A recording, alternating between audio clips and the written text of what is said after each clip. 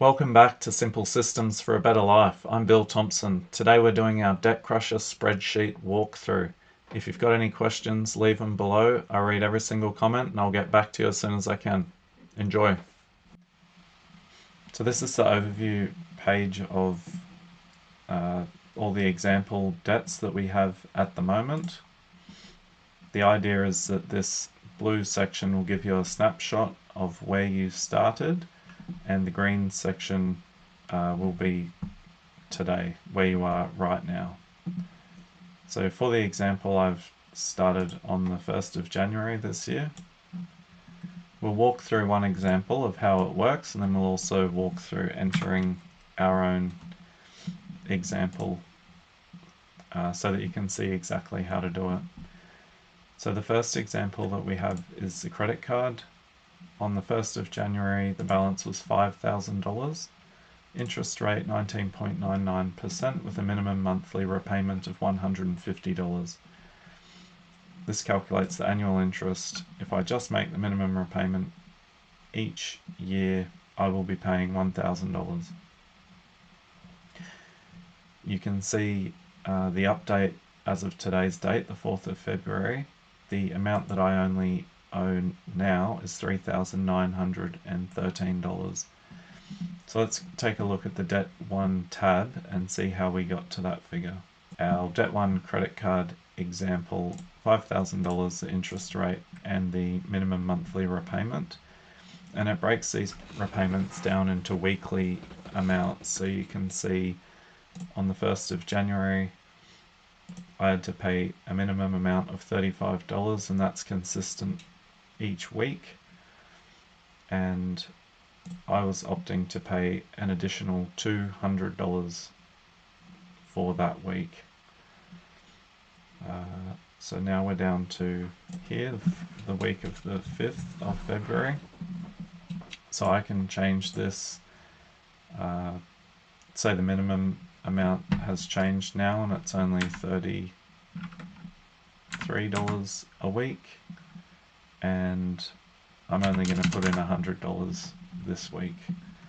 And you can see that that updates the balance, and it also updates what would be indicative in the future if these were the amounts that you were paying on those weeks.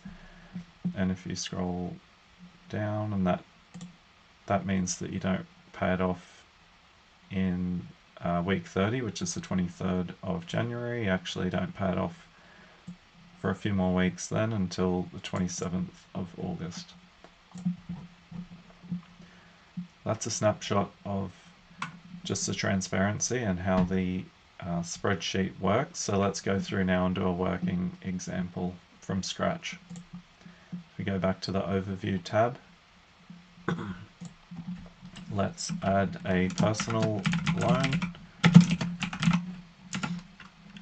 I've got $7,432 left, and my interest rate is 5%, and I have to pay $400 off each month.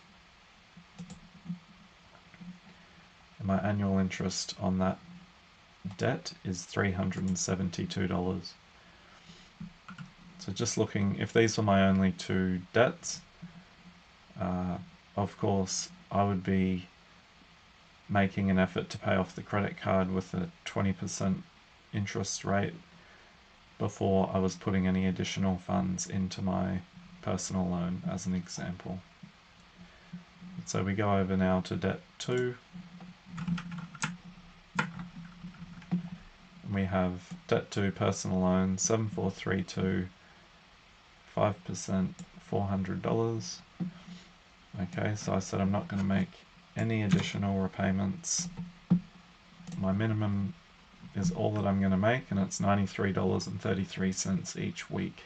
Starting on the 1st of January, we're down here now on the 4th of February.